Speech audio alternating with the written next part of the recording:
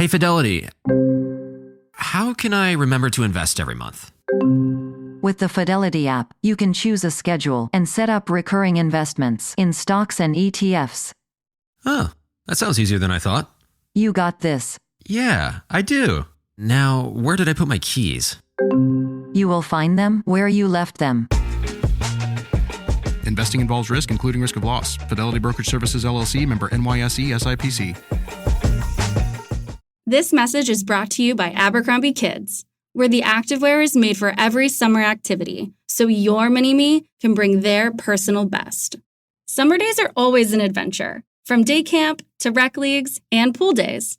Abercrombie Kids has the shorts, tees, and swim to keep them comfy and keep up with them. Get everything for the entire summer at Abercrombie Kids. Shop in-store, online, or in the app. This episode is brought to you by Cadillac. When you have 4 new tires, every drive feels fresh. Right now, buy 3 select tires and get 1 for just $1 during the Cadillac Certified Service Fresh Start Tire event. Visit Cadillac.com/service offers or see dealer for full details. At participating U.S. GM dealers only. Highest or equal value tire will be $1. Offer ends 5/31/2025. Not available with other offers.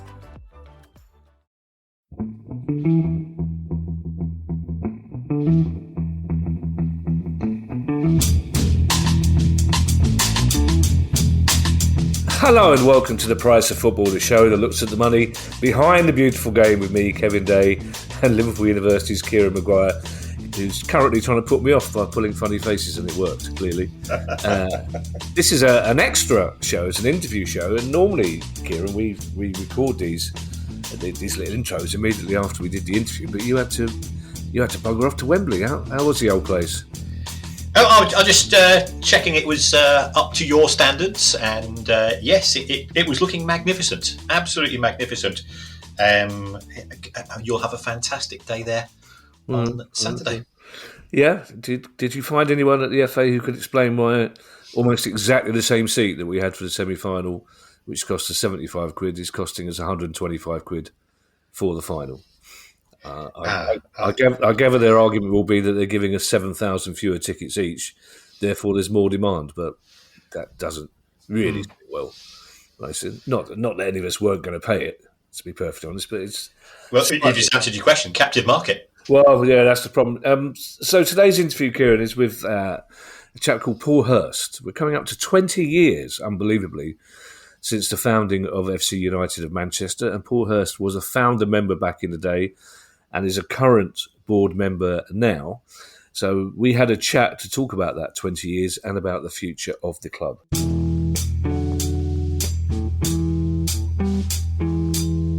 Paul, thank you so much for joining us this morning. I'm really looking forward to talking to you because it's been a story we've all been watching for 20 years now.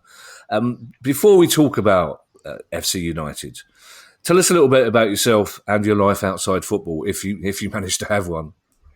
A fairly busy life outside of football. So my day job, I'm project manager for a construction firm, so working currently on a fairly major railway line that you may have heard of that's going from London to undefined place. So, so a busy life with that. Yeah, I've got one child she'll be 5 in a few weeks, and I've got another one on the way. And I think I just touched on before, I'm moving house in a couple of days, so I've decided to do it all at once. As a scriptwriter, and have I got news for you? I can only thank you for your work on the railway line from London to undefined place. That's kept us going on many a quiet week. We're coming up to the 20th anniversary, Paul, of the founding of FC United of Manchester. Before we talk about the actual history and the current situation, I'm interested to learn, has there ever been a time in that 20 years when you regretted the decision you made way back then? No, I think you can honestly say no. I think where we've got to with the situation at Manchester United at the moment, I think everything that we predicted 20 years ago has ultimately come true. We take no pleasure or pride in saying that. It's just the reality of the situation. It's maybe taken longer than people anticipated. There was probably some of the success that United had when the Glazers first came in papered over the cracks. It was only 3 years removed from the takeover that they won the European Cup, and obviously Alex Ferguson still being in charge for another few years. I think that success probably kept things on the rails, but you've seen, since then, the last 10 years, it's gradually got worse and worse. So whilst it was a tough decision, no, certainly don't regret what we've done. I think FC United still exists for all the reasons that it was set up for in the first place, but it's also become much more than that, being the club in the local community in North Manchester where we are. So, no. For listeners who may not know, Paul, I can't believe it's 20 years ago. I mean, it was such for our generation of football fans, it was such a seismic upheaval. But for listeners who don't know, or some of our listeners abroad, can you just talk us through the circumstances that led to the birth of FC United of Manchester?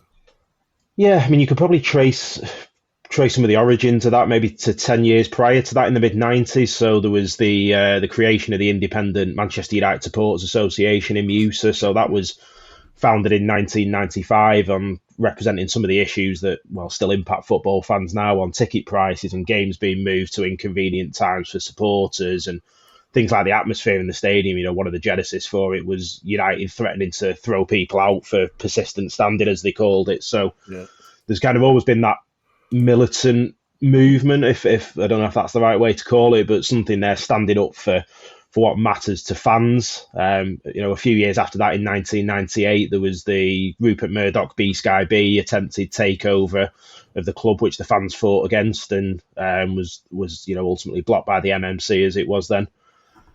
And then it was probably a couple of quiet 2 or 3 years, and then everything blew up between Alex Ferguson and John Magnier and JP McManus over the Rock of Gibraltar farce, shall we call it? And there's a direct line from that through into the Glazers buying into the club, and ultimately in 2005 takeover. As we speak today, it's exactly 20 years since that takeover was confirmed. The Glazers took the majority shareholding in the club, and obviously there were very public protests on that outside Old Trafford and in Manchester city centre.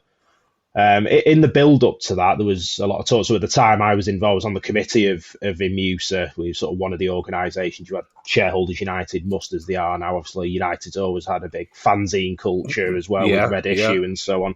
Yeah. And there was a lot of talk there of, what happens if this happens, if the Glazers do take over. And it was originally an article that was published in Red Issue of what was the idea of FC United of, right, well, if this happens, the fans will start again with a club that's built in the ideals of what, not to sound too grandiose, but what football should be, where the fans are at the centre of it and so on and so forth. So once the takeover happened, let's say 20 years ago today, it was kind of moved very quickly. We had a group of our fans there, met in a curry house the next day. It's always the famed curry house meeting there where they were discussing the idea of that. And within a number of days, there were sort of meetings set up among some of the fanzines and so on. Sort of one of the memorable ones from that was Chris Stewart, who was then chairman of AFC Wimbledon. He was sort of travelling up to Manchester to offer some advice on this, but within that next 2 weeks, there was a public meeting at the Methodist Hall in Manchester for fans to discuss it, and then a big one on, I think it was the May bank holiday at the end of May at the Apollo, which is a big gig venue in Manchester, of is there enough support for what will become FC United? And that was asking people to say, well, will you pledge what you would have put into your season ticket at Old Trafford next season into the new club? And, ultimately there was enough support for that, and it moved very quickly after that. We sort of middle of June got accepted into the North West Counties League, accepted by the FA, and then it was cobbling together a team, getting a manager, and then ultimately we played our first friendly game on the 16th of July. So yeah, kind of within 2 months of the takeover, that was the birth of FC United. I didn't realise it was as quick as that. I should point out for some listeners that Rock of Gibraltar is a horse, by the way, which the owners and the manager at the time currently owned a leg each. There wasn't a big tear up on the actual Rock of Gibraltar with some apes. Was there any discussion, Paul, when you were founding the new club, about reaching out to the new owners to say to them, look, if you can promise us this, if you can promise us, various things on ticket prices, we won't do this? Or were you always determined from the start that the Glazers were wrong for the club and this was a different direction that you had to go?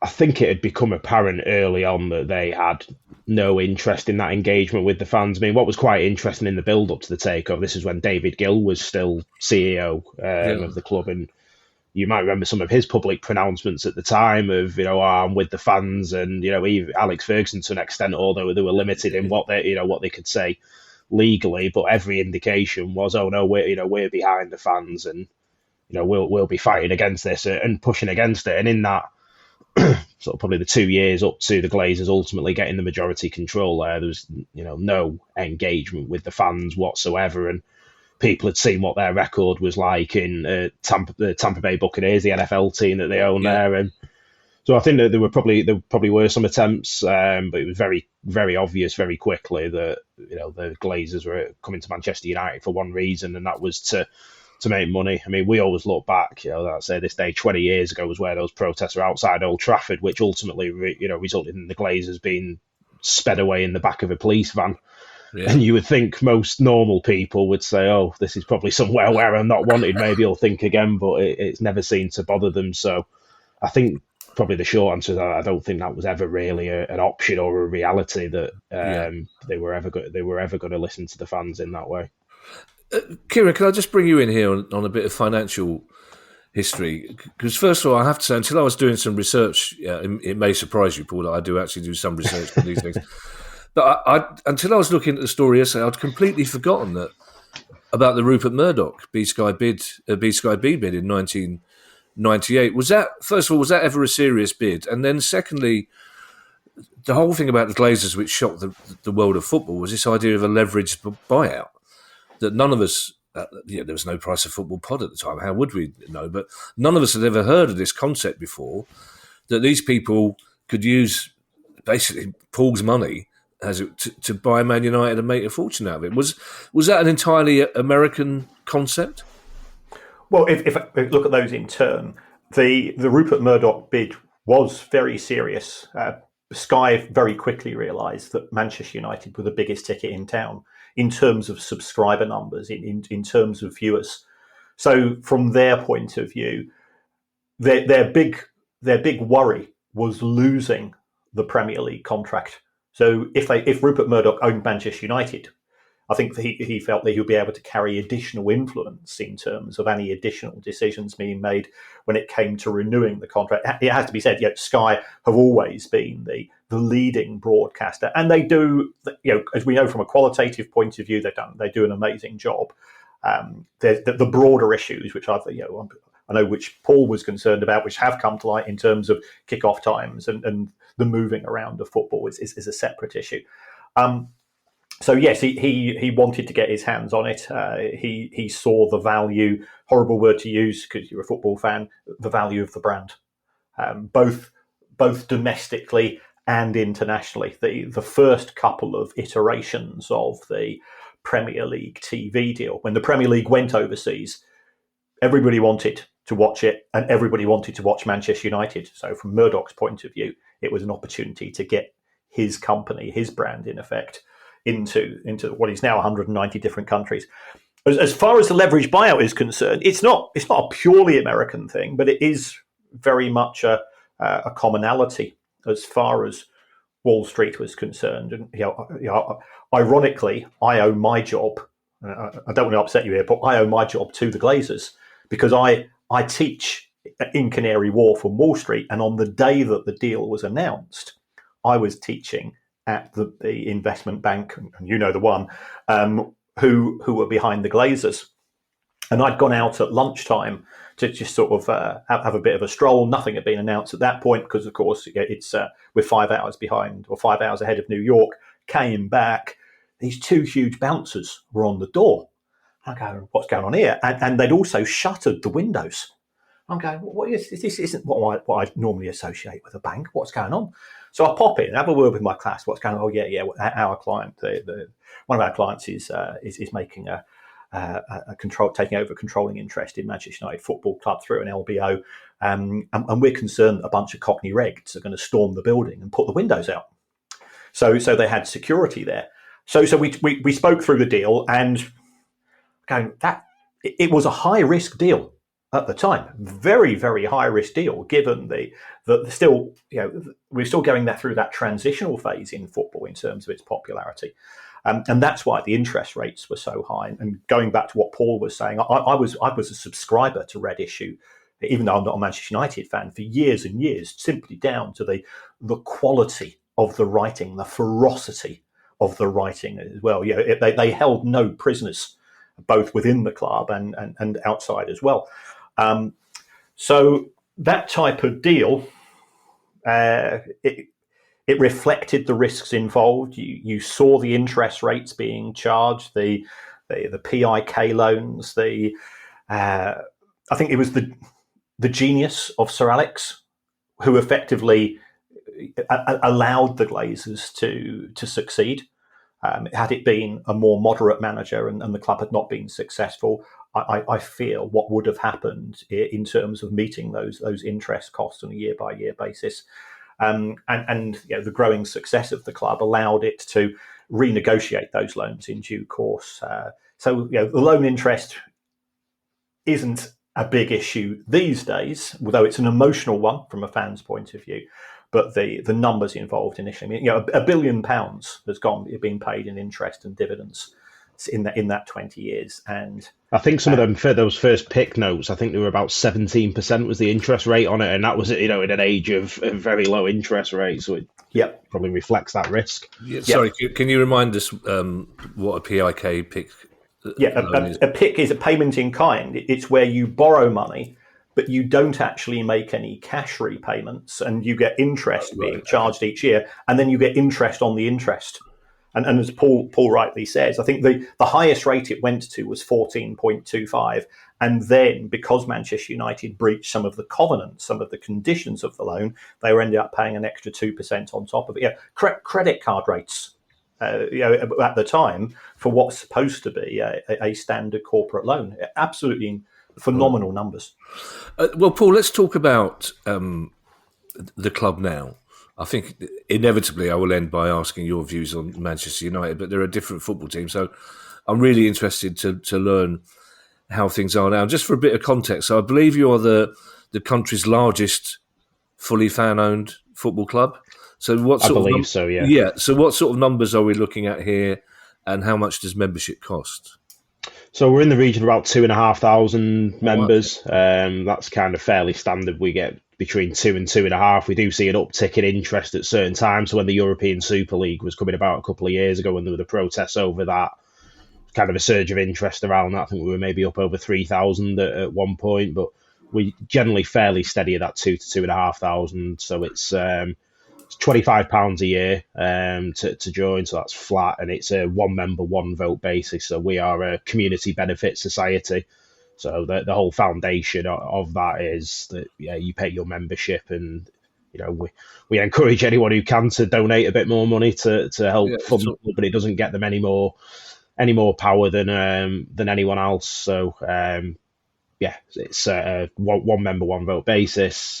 We have an annual general meeting every year. We have a spring general meeting, which is coming up this week, where we present to the fans there. And I think we'd probably argue that in terms of the detail that we present on finance to our supporters and all the stuff, all that detail there is probably more open than arguably any other club in the country. We believe in that transparency. Look, there's limits to that there. There's things that are commercially sensitive and so on. We can't do that, but we believe in putting that information and the power in the hands of the fans. So the fans, take decisions on things like season tickets, match day ticket prices. Well, also for context, I believe, as I recall from my research, is that £200 for a season ticket works out about £9.50 a game. But also, I think even more importantly, you can pay in instalments, which I think not enough football clubs give football fans the option to be able to pay their season ticket in instalments, because most football clubs are situated in areas where there isn't a lot of money around. So there will be people listening to this who go, okay, now £200 for a season ticket. For a lot of people listening to this, that's not much money. For a lot of other people, that's a lot of money. So the option to pay in instalments is fantastic, I think. So, I mean, particularly where we are in North Manchester there, there's some of these areas around there that, if you look at, government data that gets published there, there's some of the most deprived areas in Manchester, and by definition, in the UK.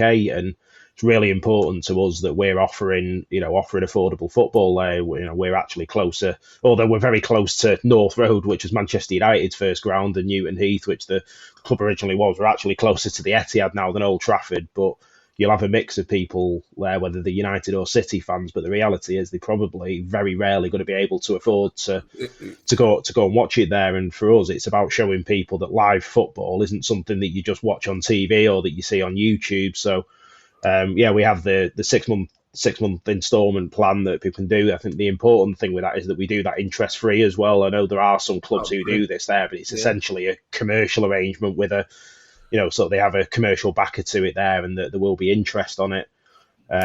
So it's really about us. It's about affordable football for all. The one thing we are really proud of is that our junior season ticket for under 18s is £21, which works out at £1 a game, and we've never increased that in 20 years. That's been it's been that same price ever since then, and that's, I think, it's probably one of the things our supporters there. You've got although we're a fan-owned football club, we are ultimately a business, and you've got to run the business responsibly. But when we're looking at what the priorities and the decisions are, it's sort of like, if we can protect low prices for local youngsters, what do we do? Where do we make that money elsewhere? And I think there's probably always been a thing of, we'd rather put adult season ticket prices up, or potentially even concessions there to protect that. As an example, we did a couple of years ago where we did sort of a rejigging of our season ticket structure there, and we brought in a youth one for 18 to 21-year-olds. So some of these might be in full-time education still, or in the first jobs there, and that's 75 quid for the season. So £3 something a game.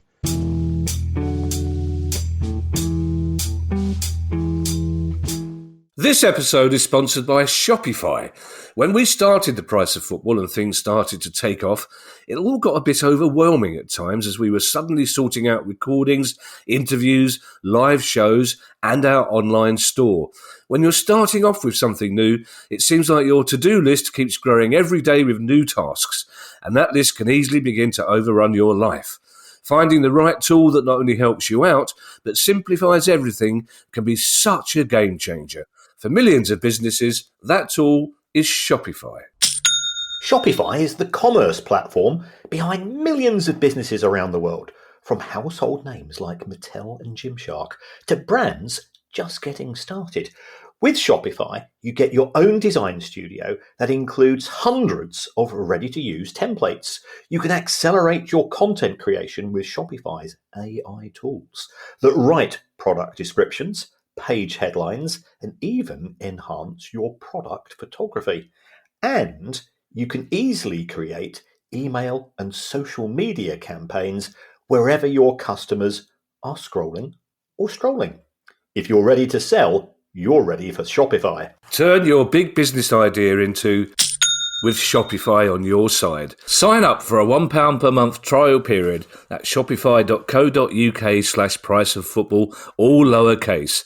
So go to shopify.co.uk/priceoffootball to take your business to the next level today. That's shopify.co.uk/priceoffootball. If you've shopped online, chances are you've bought from a business powered by Shopify. You know that purple Shop Pay button you see at checkout? The one that makes buying so incredibly easy? That's Shopify. And there's a reason so many businesses sell with it, because Shopify makes it incredibly easy to start and run your business. Shopify is the commerce platform behind 10% of all e-commerce in the US. Sign up for your $1 per month trial and start selling today at shopify.com/promo. Go to shopify.com/promo.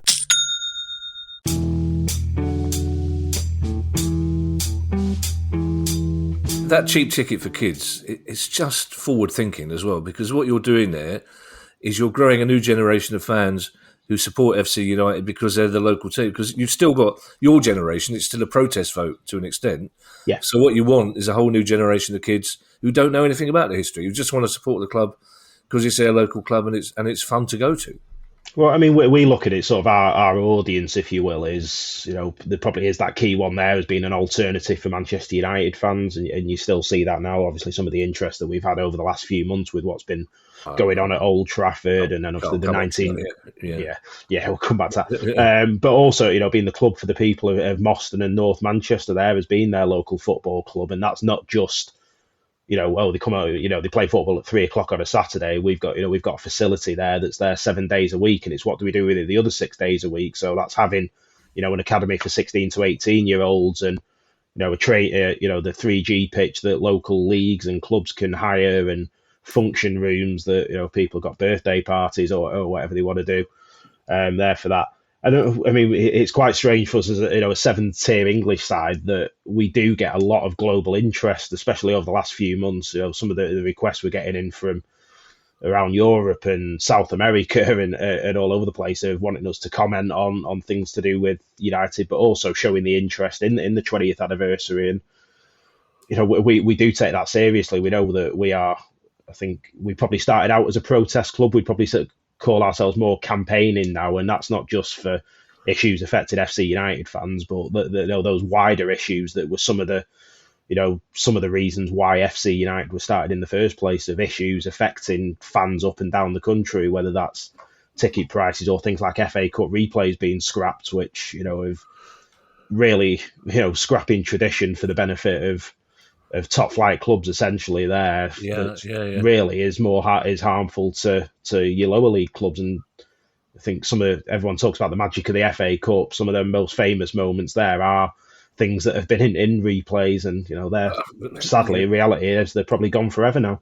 Don't start Kieran and I on that. Just in terms of that global interest. So is there? I'm sometimes aware in these interviews that all the questions I ask are, aren't you great? Well done. So sometimes there needs to be a bit of grit in the oyster. I'm just wondering if there's any resentment from other clubs in your league at that global attention you get. As I remember way back at the start, there were mutterings from other clubs at lower levels that you were behaving in the same way that United were behaving, trying to dominate and be the. Is there still a little bit of that attitude knocking around? I think you probably do see that, yeah, and how much of that is based in, people's wrongful perception. Although they're entitled to think what they like about us, and how much is reality. I think probably the level we're at now. 20 years ago, when we came into the North West Counties League, and you were seeing clubs there where their average attendance was probably below 100, and we were getting 3,000 that year, and it was really a complete mismatch. But we always tried to be, I'd say, respectful. When we were going around to other people's grounds and so on there, you did get a lot of, although some of the fans might not have been impressed, you did have some of these club chairmen who were like, oh no, this is brilliant, or this is like a year's worth of income because they've brought 500 fans. I mean, that first season we only played, I think it was three away league matches at the actual ground of the club we were playing, because they couldn't handle the crowds there. We played at Boundary Park, Oldham, I think 3 times, Accrington Stanley, Port Vale, Blackpool. So I think there was always that thing of they're this big fish, and we're probably there to be taken shots at. Whether some of that comes, you'll probably get us being called arrogant there, but there is certainly that thing of people say, oh, Manchester United, and what people's perceptions of Manchester United fans have been over the years, and they see us as a bit of an offshoot of that. I think what we probably have seen though, when particularly when we get new clubs coming into the division. So this season with promotion, there was I think two clubs who we'd never played before, and then another one who we've not played for probably 15 years. And when they've come to Broadhurst Park and they've sort of had that experience, and you see that you talk to them, they're going, oh no, we think this is great. And you do get a lot of people saying that, oh no, we didn't really know what to expect from you, and oh no, you're actually really welcoming there, and that's it's a big thing for us there. Although we might have this reputation of the global audience there, if when we get away fans or whoever come into Broadhurst Park, we want them to have a good experience and feel welcome and going away wanting to come back. Well, now you've mentioned Broadhurst Park, Paul, I've still got a couple of serious questions for you, but I really want to go to Broadhurst Park now, because I was looking at some of the pictures yesterday. It looks like you're having more fun than a lot of football fans are. But also, tell me about Course You Can Malcolm, because that sounds like the best pre-match entertainment ever. Yeah, so we have an event, as you say, Course You Can Malcolm, obviously a little play on sticking it up to Malcolm Glazer, as it was. So this is something. So obviously when we started, we ground shared with Bury for sort of the first almost decade of our sort of our life, and that was at a time when Bury was still an EFL club before all kind of the trouble that's befell them. And one of the challenges we had then, obviously with it being a ground share, it was sort of like, well, you're not keeping the food and you're not keeping the bar takings, and it's like, okay, well, how do we do something that the fans want and puts a bit of money into the club? And we had a group of volunteers who there's probably a thing at FC United, there's a lot of people who are quite connected culturally in the city of Manchester there. They go to a lot of gigs and things like that, and like, well, what if we have what's essentially a club night in the afternoon? So in a room that we did have use of at Gig Lane, they started this, what became Course You Can Malcolm, and it was you'd come in there at sort of 1:30 and there'd be a stage set up and have sort of all our flags around it and various entertainment on there. So typically there'd always be a band of some description, but quite often, a poet or some other kind of spoken word. We've had like theatre performances, book readings. I think they had sort of our last game of the season this year. We've got Jonathan Alsop, who I think both of you probably know, one of our fans who's an author. He's got a new book coming out. He did a reading of that. So it's something that's been part of the club for a while. And then when we moved to Broadhurst Park, we've kind of got the two bars there. So we've got our main sort of function room bar, which is a bit more, which used during the week, so it can't be plastered with things all over the walls and so on. But underneath our big terrace behind the goal is obviously the void under there, and it was very perfunctory when it first opened. It was kind of a dirt floor and so on. But as time's gone on there, we've managed to fit it out, and kind of what we call our supporters bar, the SMRE bar. And on a Saturday afternoon, you go down to the end of that, and it's the same thing, stage set up with flags there, and you never know what you're going to get from 1 week to the next with they get the bookings. I think it was one we had a game a few weeks ago, and it was some punk band they had on there, and one of their hits is a song called Roy Keane Is Not Real, which was just screaming Roy Keane is not real into the mic, which was quite interesting. So it's something that you'll probably is very, very different from what you'd see at most other clubs around the country. I just had this image, if Frank Sidebottom was still with us, I just had this image of Frank Sidebottom hosting, I think it was a Mayan punk band that you had there. It just sounds brilliant. It just sounds like fun, which is not a word Kieran and I get to use very often in this pod, I have to say. But unfortunately, and just one thing with that. I mean, it's all kind of run by volunteers, and there's just little touches with it there. They have. They have some of the volunteers serving bits of like food in there. They get, pies made by a baker's nearby, and tater ash, for those of you of a northern persuasion that you may know. It's sort of a meat and vegetable dish. Then they do it with like homemade mushy peas and stuff, and all. They sell that quite cheap prices, and all of the money of that goes back into the club and funding them there. But it's really, a fan-run venture. Obviously, it's the club's ground, but we're a fan-owned club, and they use that space. But whatever they want to put on stage, and whatever they want to do music-wise and so on, there, it's really up to this group of volunteers who run it, and that's probably the beauty of it. If you had, you tried to put some proper, I wouldn't say not proper organisation, because they're incredibly organised. But if you started trying to say, oh, we're going to do this, that, and the other, it'd lose probably a lot of what makes it quite special. That spontaneity with it. I've not heard of. I through gigs and football, I spend quite a lot of time in the North Pole. But I think every now and again, people in chip shops go, "He looks too cockney. He can't. Don't serve him the tater ash." I've never heard. It's like when I go and visit my cousins in Yorkshire, they keep these things away from me because they think he won't be able to cope with the idea of scraps. You'll have to put it in. You'll have to put it in. Get a link to like Wikipedia in the show notes or something. I want to ask you a couple of serious questions, Paul. Obviously, about because despite the fact that your club's origins are unique, and despite the fact that it's clearly fun going to your club, there are issues. Tell us about the specific challenges of running a fan-owned club, and also I'm very interested. Are you committed to forever remaining a fan-owned club? I mean, I'll probably take the second bit there. I'd say for me, yes, and I would say for most of our, I've not polled it there, but when you speak to people there, it's probably a red line. I would say for most people, you've seen some clubs who have started out on that route, and AFC Wimbledon, for example, there, and for the needs that they've had of getting to where they are, they've taken that decision to take outside investment, and there's absolutely no criticism there. Ultimately, as a fan-owned club, it's up to the fans of that club to decide what's best for them.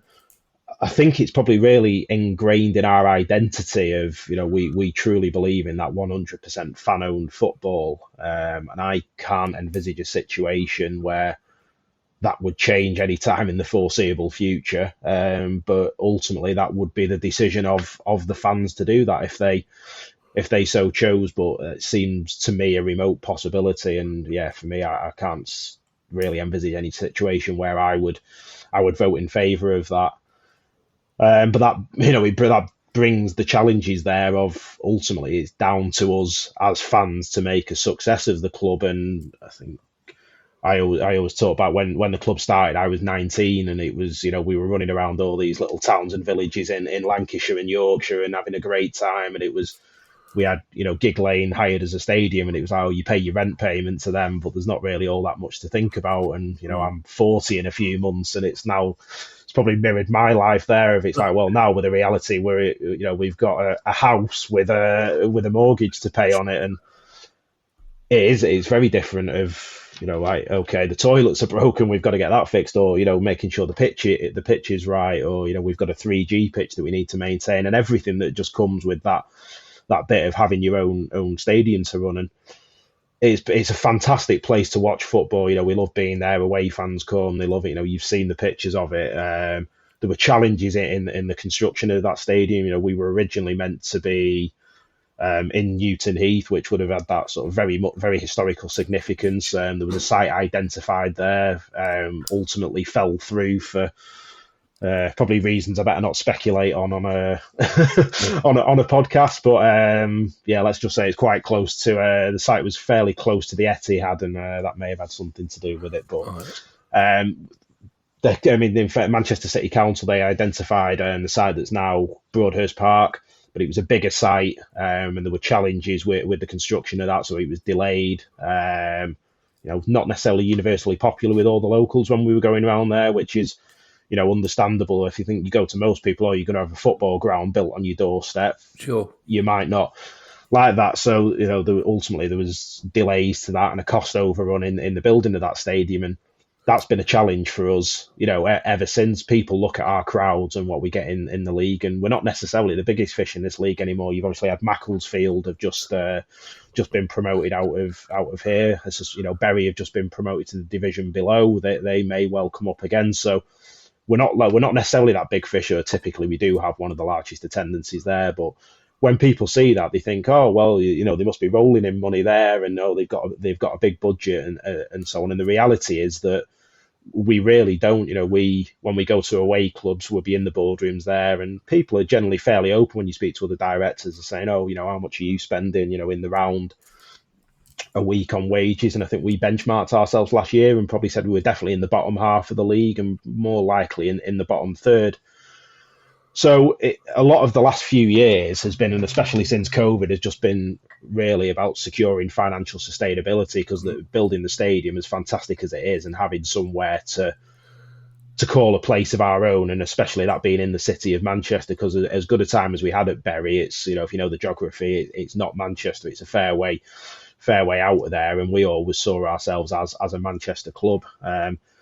So it's been a strain on the finances, and if you look at some of the ratios, I think Kieran's looked at some of this when he's spoken to Jonathan before around what we spend on wages and other areas. There, we are probably a low spender with that, and that creates frustrations with people. Oh, well, why are you not winning the league? And it's like, well, if there are other clubs here who are spending more money, and it's not all down to money. You can have the likes of a Leicester a few years ago in the Premier League there, but there's one really key factor in determining success. It's how much money you've got to spend. So that has been that's been a challenge for us. And being fan owned, it's not like we can just go and we've got an outside investor who can either put some money into the club or make loans. You've seen that with some other fan owned clubs there, where they do have fairly wealthy directors to call on who can make directors loans.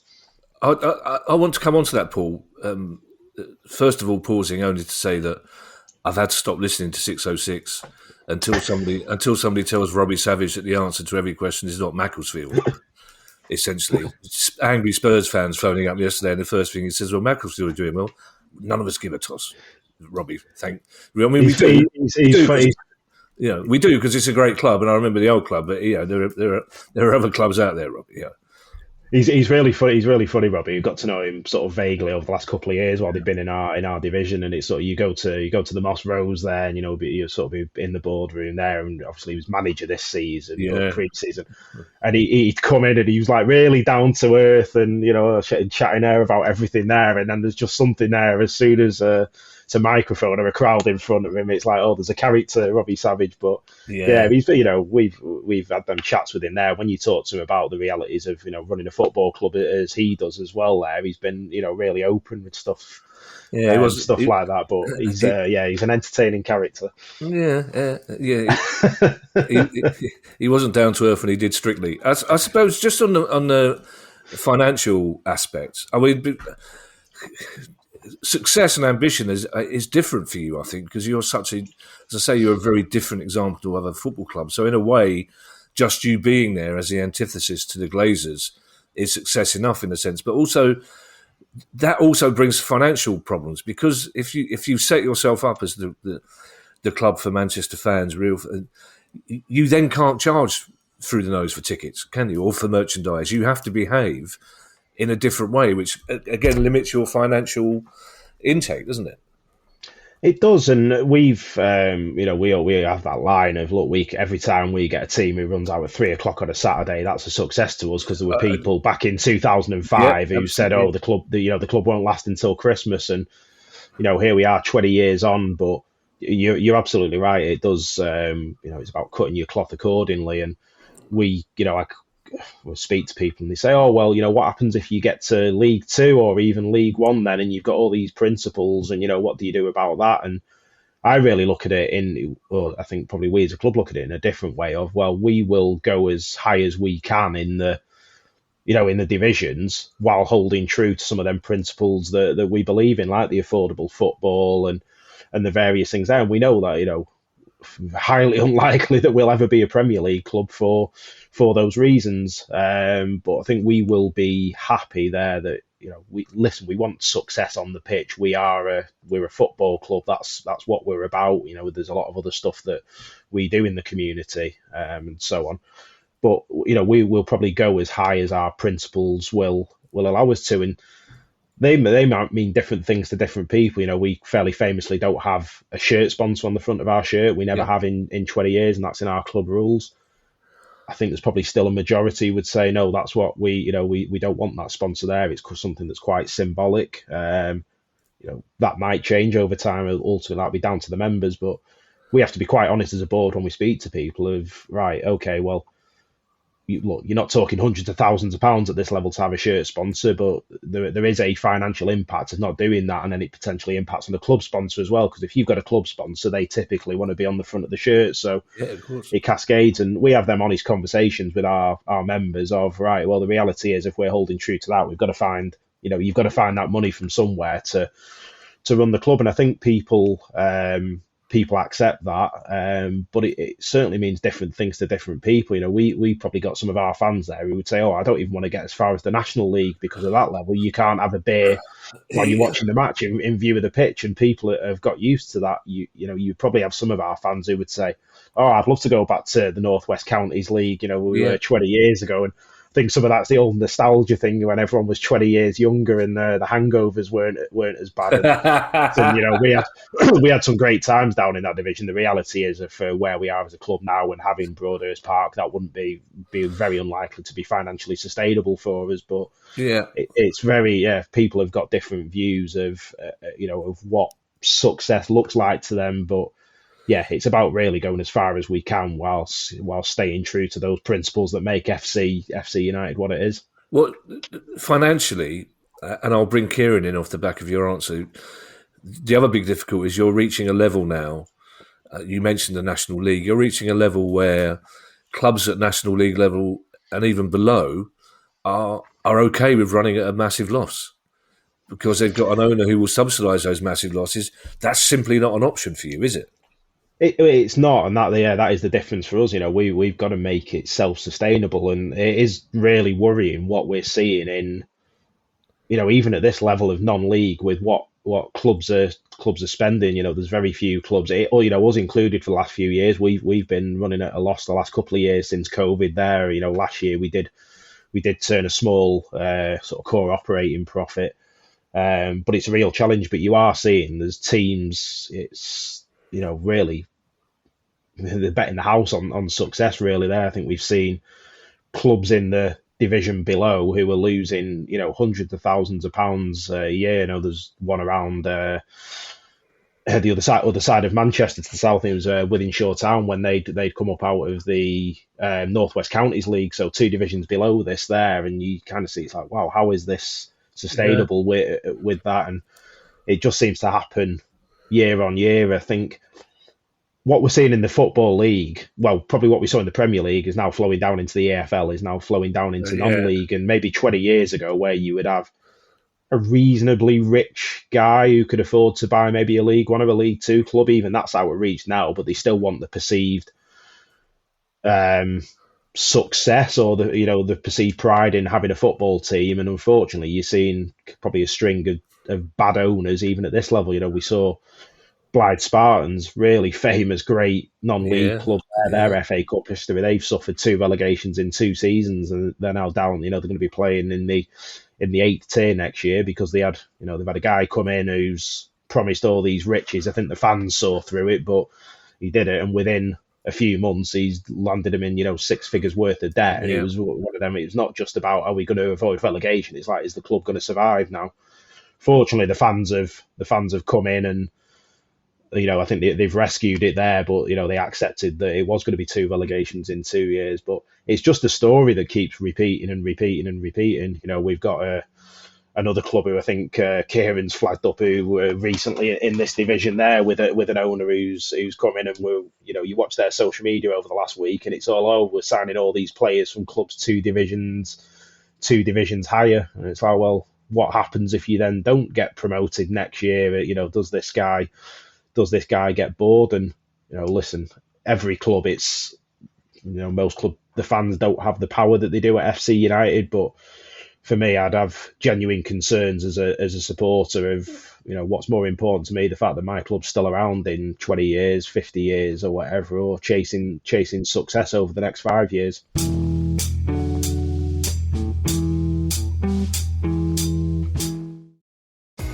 This episode is brought to you by Temptations Cat Treats. Your cat will come running for the perfectly irresistible Temptations Creamy Puree and Temptations Lickable Spoon Cat Treats. The best time to feed lickable cat treats to your cat is anytime. Feed by hand for a playful moment, in a bowl for a creamy treat, or as a topper to make mealtime fun. Visit TemptationsTreats.com to learn more. This episode is brought to you by PetSmart. Stop by for Yappy Hour with your pet at PetSmart. Save $5 on walk-in grooming services like nail trims, ear cleaning, brushing, and more. No appointment needed every weekday from 2 to 6 p.m. And while you're there, Yappy Hour includes exclusive in-store deals like 25% off pet toys. Visit services.petsmart.com/grooming to learn more.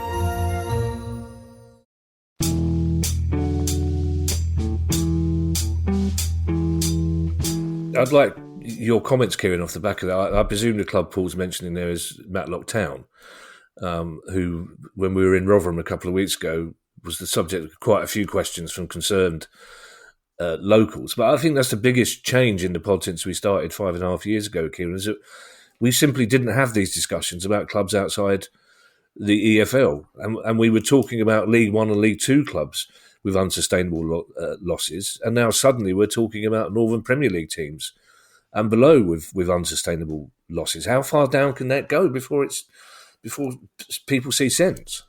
Well, it goes back to what Paul was saying earlier. It's risk and sustainability, and those two things don't go hand in hand particularly well. The average losses now in the National League, I'm actually giving a talk on this fairly soon, is £18,000 a week. Some local business person. Yeah. And that's okay until it's not okay, because if you look at the history of Bury Football Club, why did it get into that mess? It was because the owner before Steve Dale, Stuart Day, he was running a colourful business, I think is the way I would describe it. And that went belly up.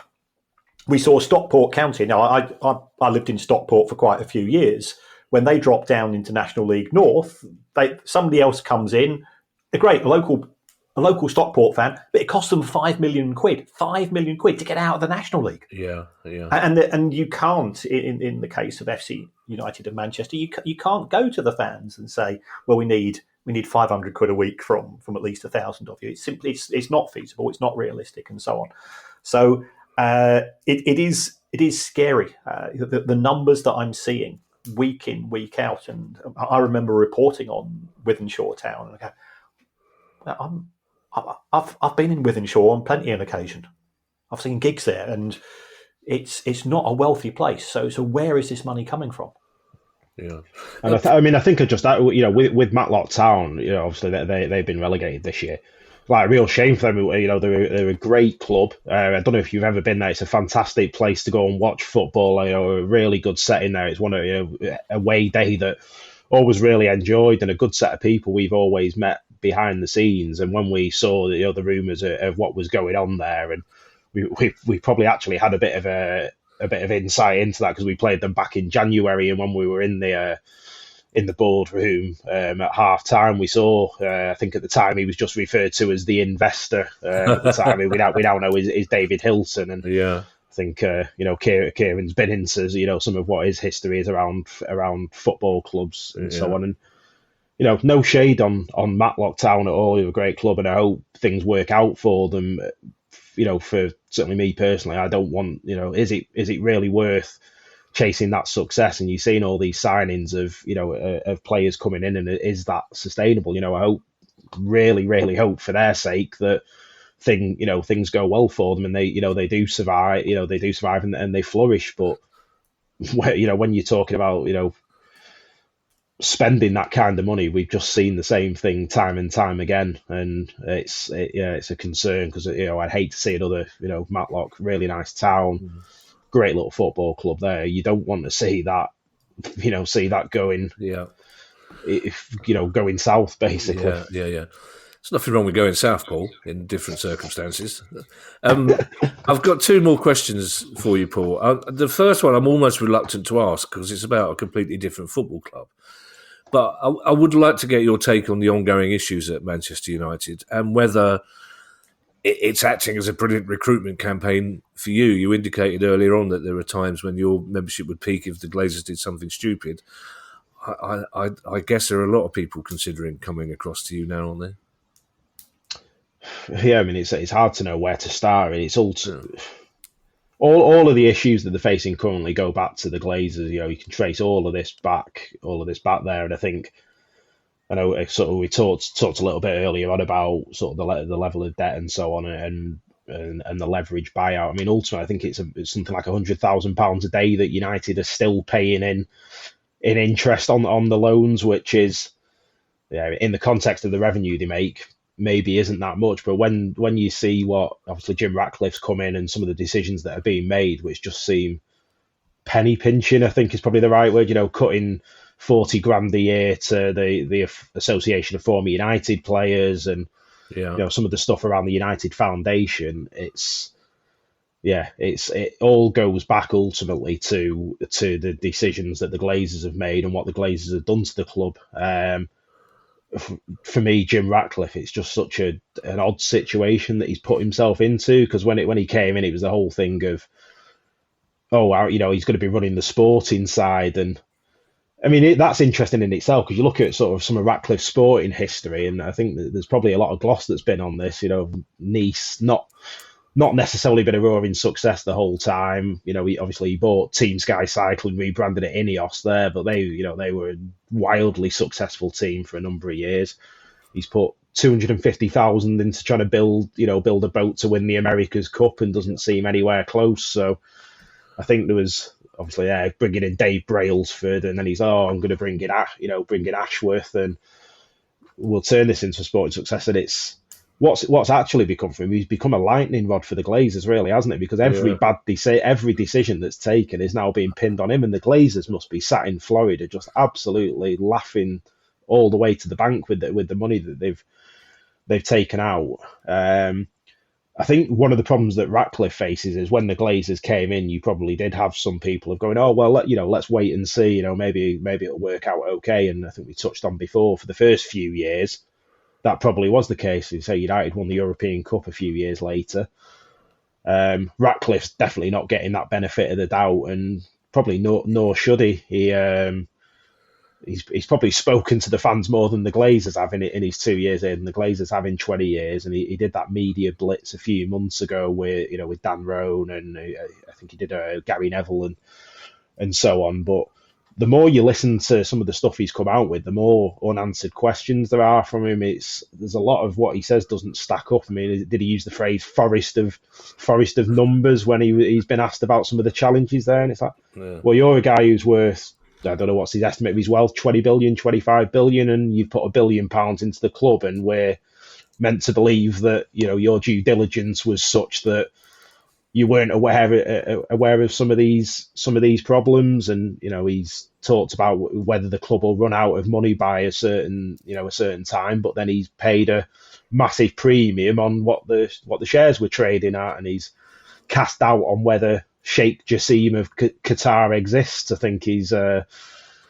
that, and it's like, well, so the logical argument for that is you were bidding against yourself, and you paid this much money for it. So I think JP O'Neill of formerly of Red Issue, he's raised a number of questions around this there that are actually quite thought provoking. And whilst Ratcliffe came across as fairly sympathetic in them interviews, and I think people said, he seems okay. The more you actually think about it, and the more you dig into it, Kieran in particular, he must be looking at some of these statements and like, no, this doesn't really stack up. So we've we have seen some of the interest around that. Obviously, it's tied in. It's our 20th anniversary, so we have had that interest anyway. But particularly the last couple of months there, with some of the stuff that has been going on, and we at the end of March we had a game. We've done this sort of through our history, what we call United Day, when United haven't had a game there, we'll say, why don't you come down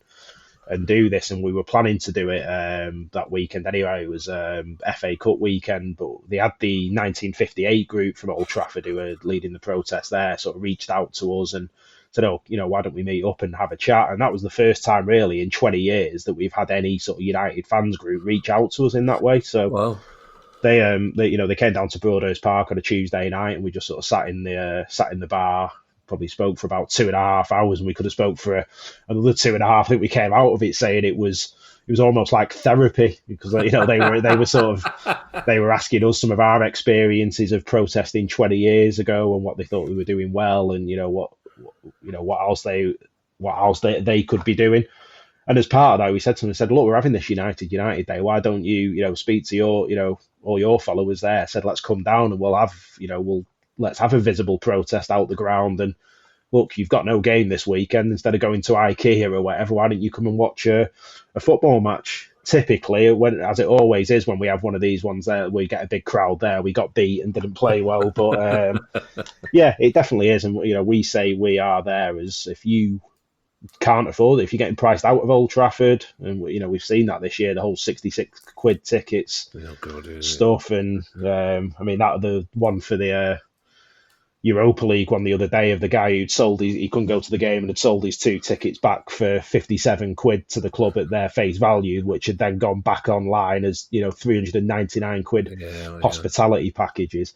And you'll get people who say with that going, oh well, it's not the same ticket, there's a hospitality package attached to it now, where it's like, well, one is 400 quid reasonable, but two, the ultimate key point of that is you had tickets there that were affordable for someone local, which instead of the club choosing to sell back again, is now selling for an exorbitant price. So yeah, we say to people, whether you can't afford to go to Old Trafford, whether you've just had enough of it, you don't feel like it's for you anymore, then we are there as an alternative. And I think one of the things the guys from the 1958 said, there's been a lot of myth about FC United and who we are over the years, and it's probably been one of the popular ones around that of going, oh, they are anti-Manchester United, and that couldn't be further from the truth. If you come down to Broadhurst Park, you see the flags and you hear the songs that are sung there. It's all about that, celebrating that shared history that we've got there. And if Eric Cantona can recognise that, then you'd hope that more people can. It's been a real pleasure talking to you. I'd say it's been such an uplifting chat. I was trying to think of a really clever question to finish with, to sort of tie all that together. And all I could think of saying is on a scale of 1 to 10, how much are you enjoying life as a fan, as a volunteer, as part of the team at FC United of Manchester?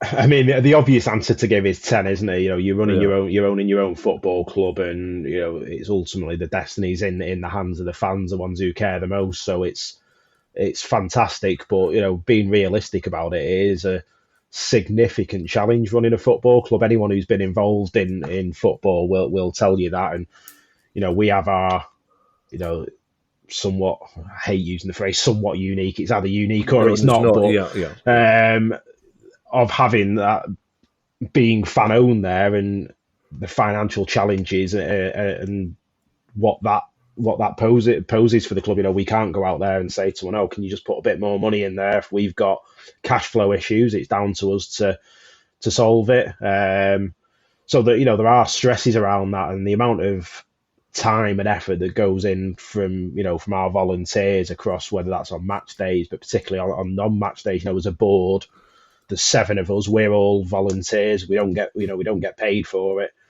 Kind of our board chair, he's took early retirement, and he's probably putting at least 100 hours a week into the club volunteering. He actually lives in Leeds, and he's driving over regularly, and it's that kind of commitment there that shows how hard it is running a football club. But it also shows kind of what's special about it is that you've got so many people that are willing to put that time and effort in there to ensure that it's a success. So listen, I'll go back and say that the obvious answer there, it's a 10 out of 10. Where every time we go out there and they run out on the pitch and see that the team in red shirts and play football, whether they win, lose or draw, it's great. And there's some great trips. I've just missed this weekend. We play in I think maybe seen before, the Phoenix Trophy, which is like a non-league competition for European, for fan-owned and sort of community clubs around Europe there. The finals were in northern Italy this weekend, but unfortunately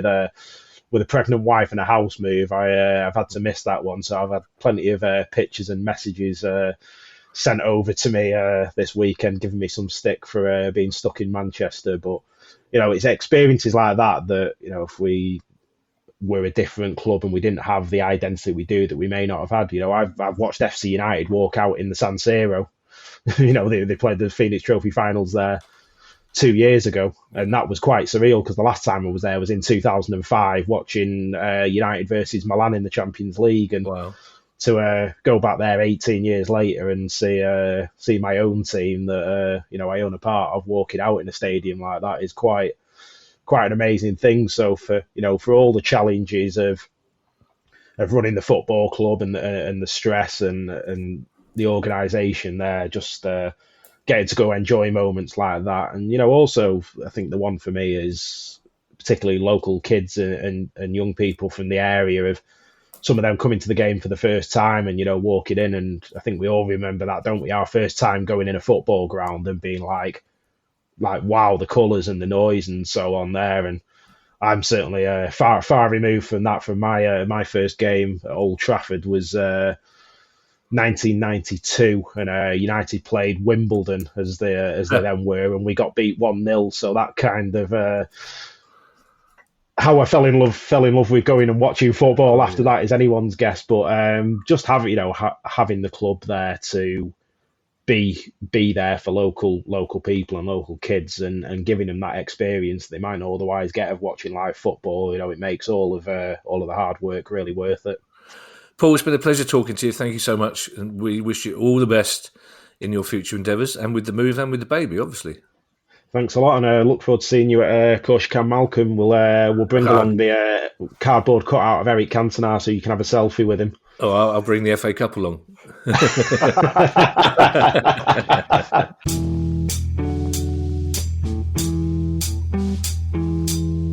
It's very interesting, Kieran. Paul told me, unusually, it's normally me that legs it after interviews because I run out of politeness and small talk, whereas you're very good at the old politeness and small talk. But Paul was explaining that if every football club were to have all their annual income distributed on the same day, then by sunset on New Year's Eve, Man United would have earned as much as FC United of Manchester will earn in the entire year. To be honest, I thought it might have been more than that, but that's just an indication of the problems a club like that have got. And also the fact that they've kind of, in a good way, as we discussed, because they're the antithesis of the Glazers and Jim Ratcliffe, they can't charge a lot of money for tickets or for merchandise because that's against the spirit of why they started in the first place. So all these income streams are closed to them. Plus they won't take shirt sponsorship. Again, another income stream that's close to them. That's right. Anybody that's been to North Manchester, around the area of Broadhurst Park, will know it's not a wealthy part of town, but it does offer the opportunity for people to go along. And if you've not been, I went there for an FA Cup game many years ago. They're a great bunch of lads and lasses. Yeah. It is old school. There's no doubt about it, but they are principled. They do stand up for what they believe in. And you've got to give them a lot of admiration for that. They still hanker after Manchester United. It's still the result that they most take interest in. But given what happened at the club following the leverage buyout, they took a stand. And if more fans took stands, then I think we would be in a different and in my view, a better position in football today. Yeah, I also do like the concept as well that they see it as a victory. Every game that kicks off at 3:00, they see as a victory against the Premier League, the broadcasters, and the Glazers, which is an interesting one, isn't it? Yes, I believe Manchester United have had one 3 p.m. kickoff on a Saturday in 24-25, and you can't even say that they were going for a trophy this year. It's just that they're popular with broadcasters and they get swallowed up there.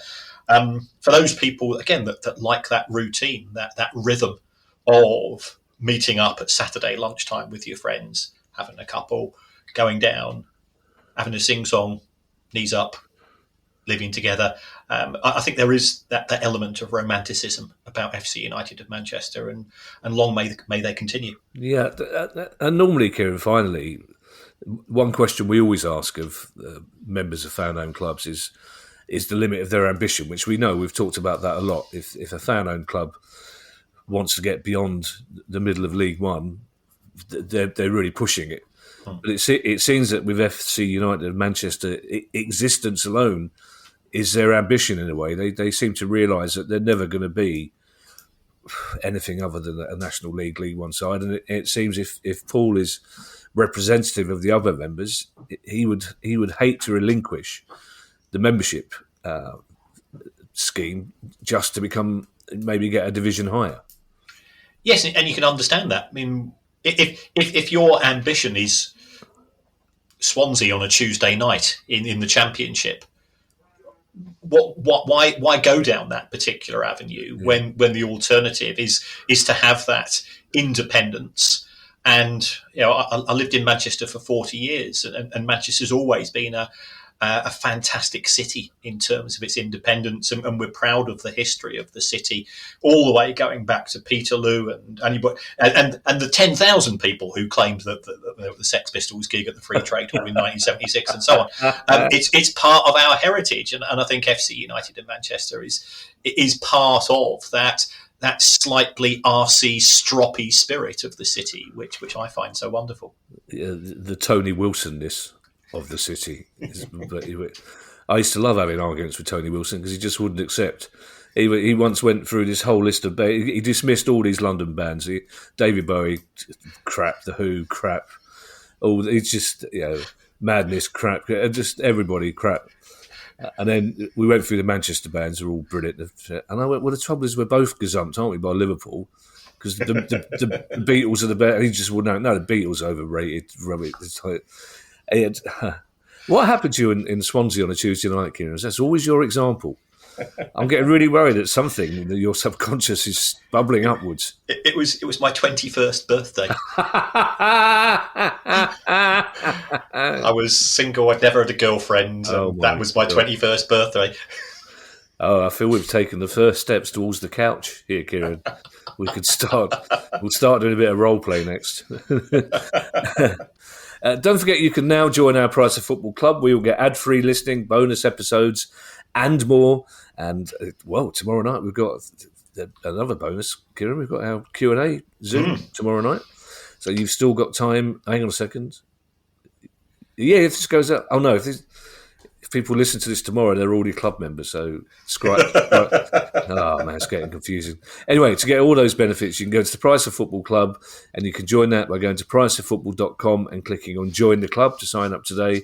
If you have a question you'd like answered on our weekly question show, email us at questions@priceoffootball.com. You can follow us on X and Twitter and find us on YouTube. And if you'd like to buy our book, you can find details on the same website, priceoffootball.com. Bye, everybody. The Price of Football.